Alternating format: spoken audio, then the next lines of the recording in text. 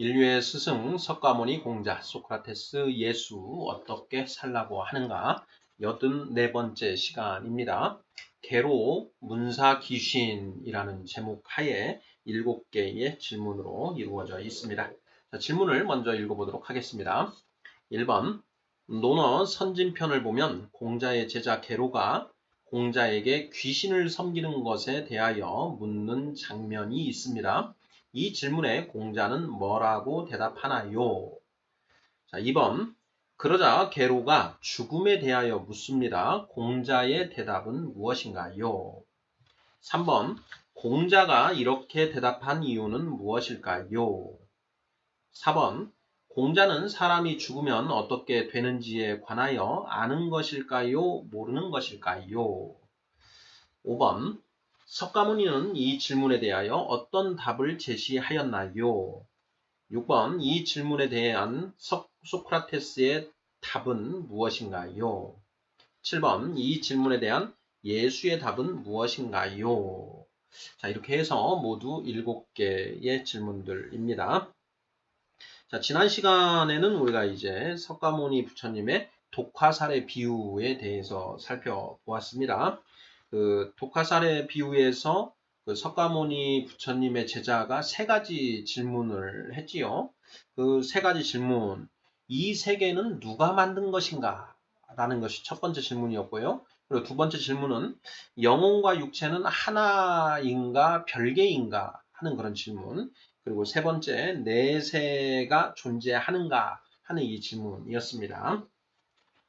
자, 오늘은 이와 같은 맥락에서 이제 공자님의 그 가르침, 연관된 가르침을 살펴보고자 합니다.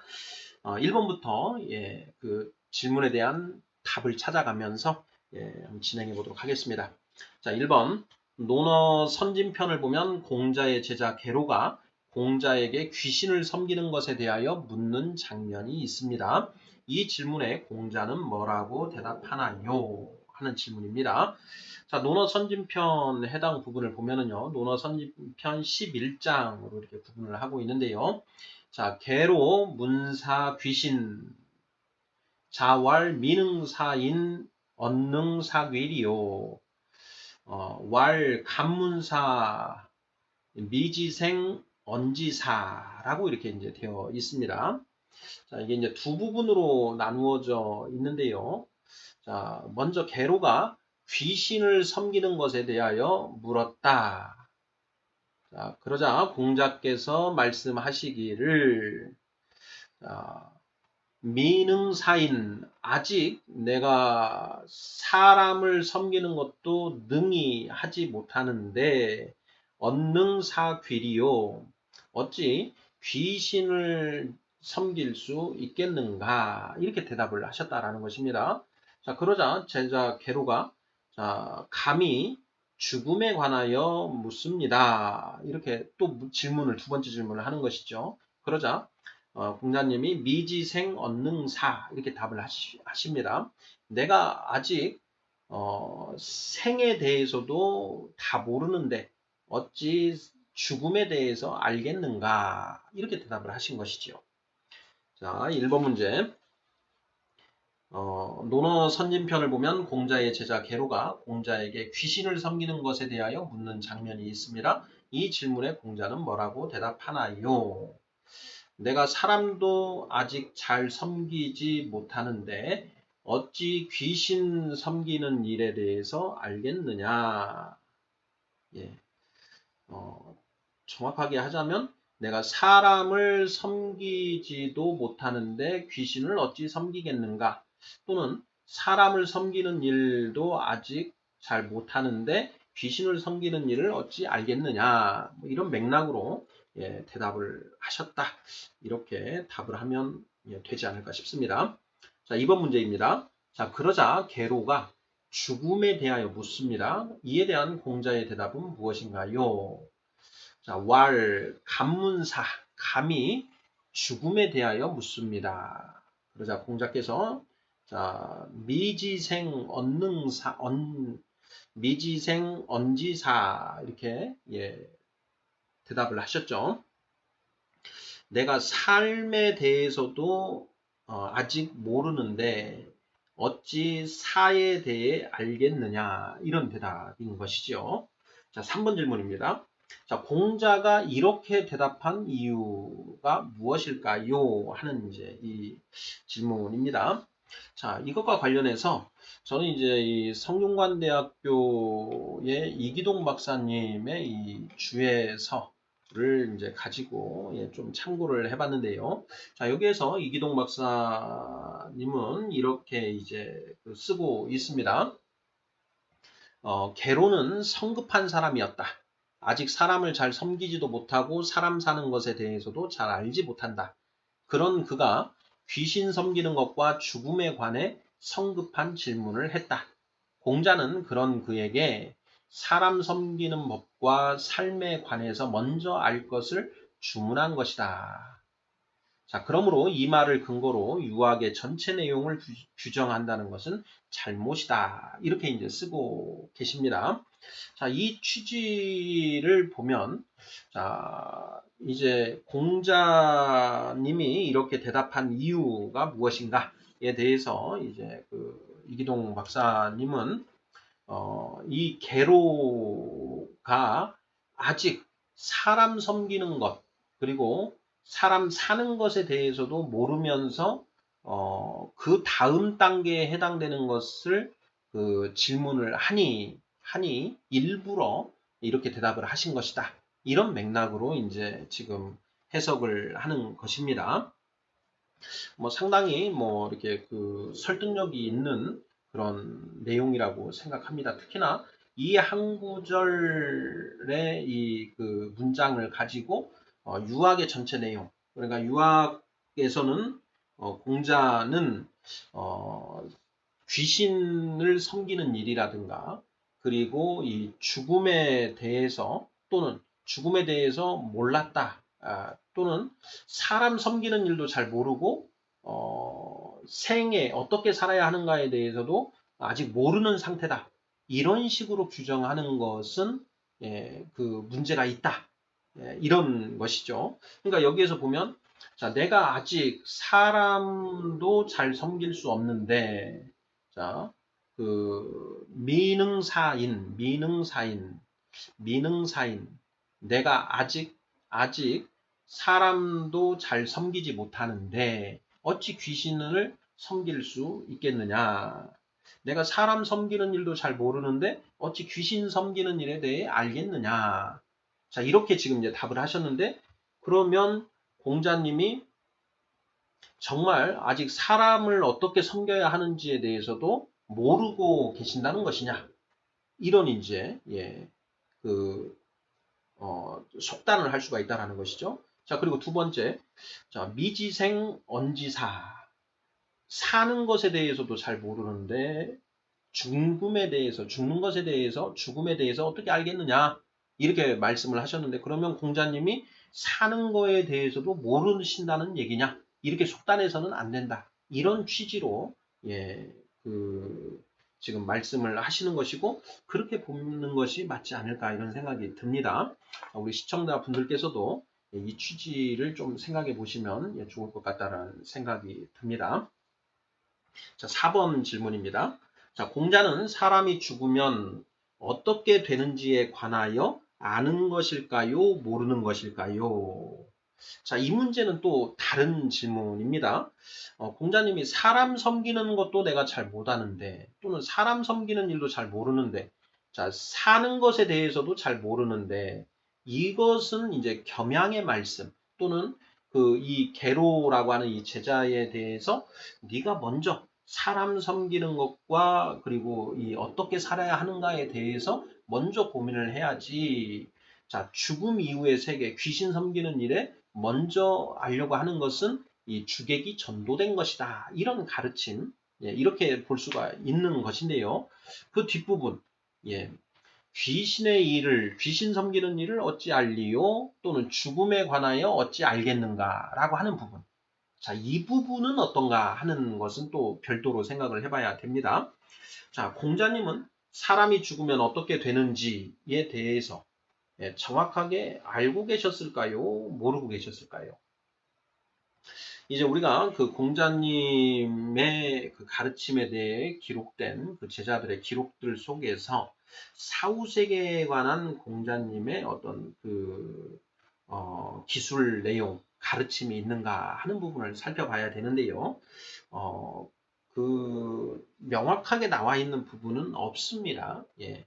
그래서 저는 이 부분, 자, 공자님이 사람이 죽으면 어떻게 되는지에 관하여 아는 것일까요? 모르는 것일까요? 이 질문에 대해서는 잘 모르신다. 이렇게 답을 하는 게 맞지 않을까 이런 생각이 듭니다. 사실 우리가 죽은 뒤에 어떻게 될지 이거에 대해서 우리 인간은 모르죠. 유한한 존재이고 한계가 있는 그런 상황이기 때문에 유한하고 또 능력에 한계가 있기 때문에 그걸 알 수가 없지요. 공자님도 마찬가지 아니었을까 이런 생각을 해봅니다. 자, 5번 질문 보겠습니다. 자, 석가모니는 이 질문에 관하여 어떤 답을 제시하였나요? 자, 석가모니 부처님의 가르침은 지난 시간에 우리가 독화살의 비유를 통해서 이미 살펴보았습니다. 자, 석가모니 부처님은 자, 독화살을 맞은 그 사냥꾼이 먼저 독화살을 빼고 그 독을 치료하는 게 먼저 시급한 일이지, 그 독화살을 누가 왜 쏘았는지, 그 독화살의 독은 어떤 독이고 또 독화살의 나무의 재질은 무엇인지 이것을 아는 것은 지금 시급한 문제가 아니다. 이렇게 답을 하셨지요. 예. 자, 그래서 먼저 독을 치료하는 일이 선행되어야 한다. 이런 이제 그 내용들 우리가 살펴보았습니다. 이 독화살의 비유의 분석에 대해서는 또 다음 시간에 한번 살펴볼 예정입니다. 6번 질문 보겠습니다.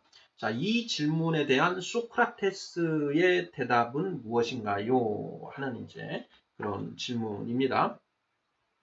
자, 소크라테스는 이것에 대해서 어떻게 대답했는가? 우리가 이제 우리 스승들의 그 가르침을 보면서 사후세계, 내세관에 대해서도 이미 살펴본 적이 있습니다.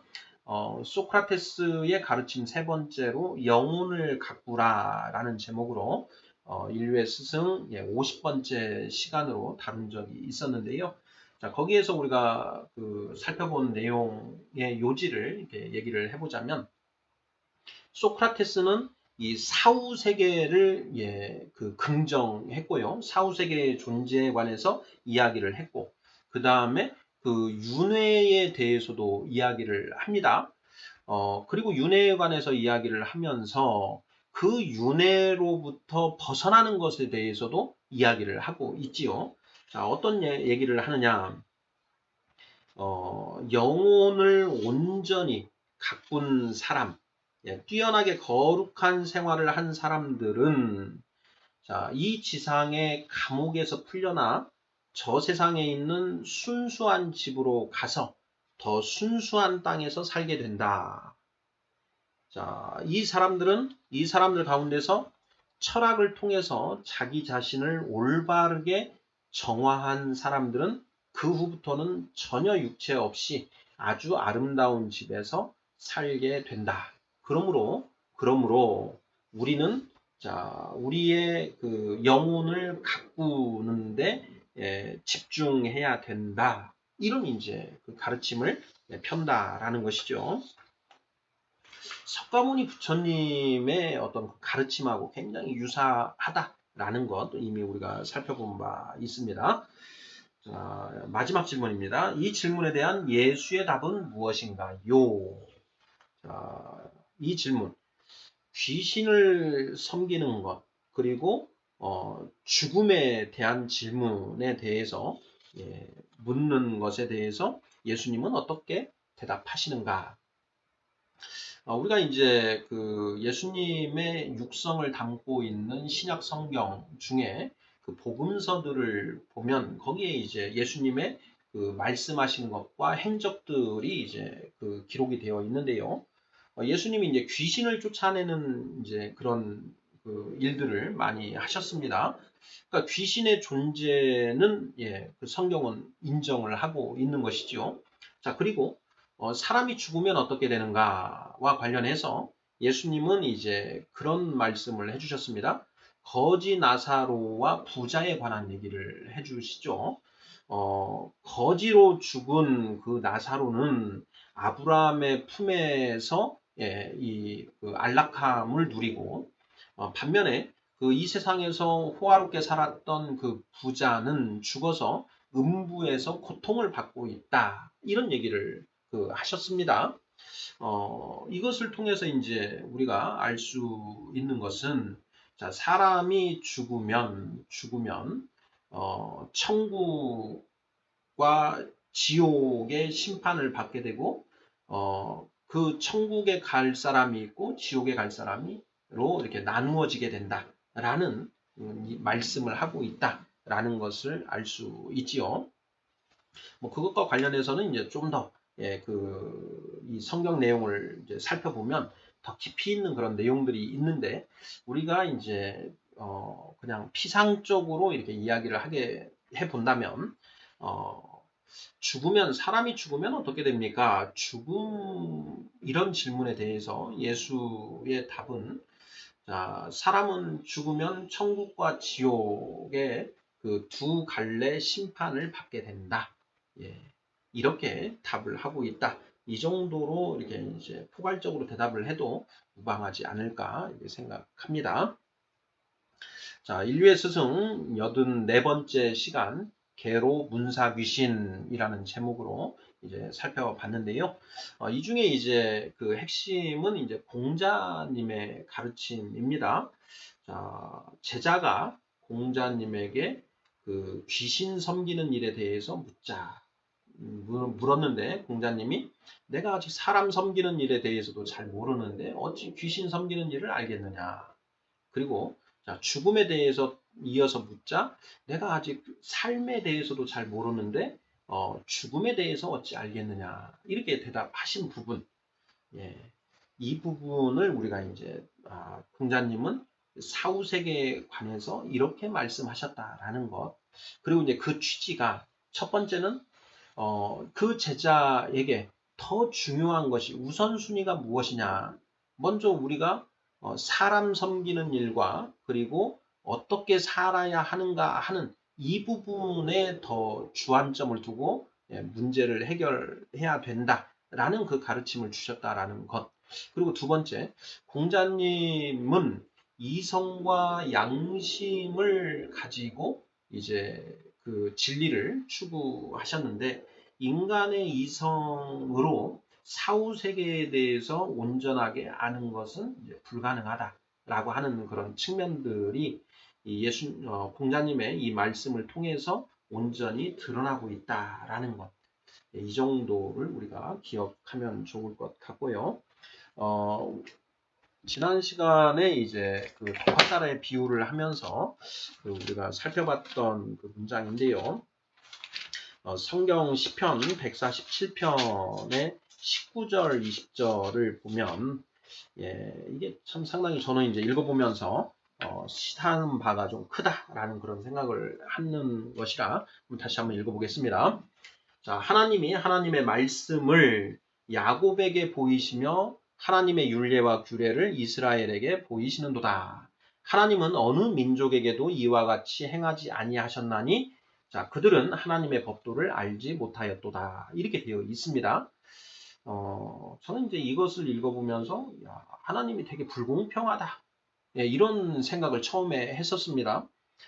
이러한 그 하나님의 그런 어떤 말씀과 하나님의 그 법도를 왜 이스라엘에게만 알려주고 그 다른 민족에게는 가르쳐 주지 않으셨는가? 이거 참 불공평하다. 이제 이런 생각을 했었는데요.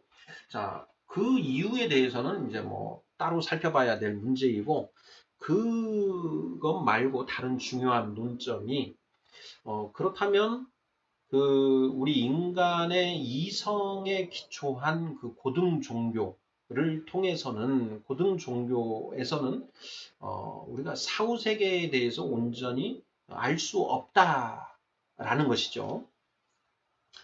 반면에 계시 종교, 정말 성경이 말하는 것처럼 창조주 하나님이 하신다라고 한다면 오직 그 창조주만 알고 계시는 일들이 있을 것이고 우리 피조물들은 죽었다 깨어나도 알 수 없는 그런 내용들이 존재한다라는 것이죠. 그것에 대해서는 하나님이 가르쳐 주시지 않으면 우리는 알 수가 없다.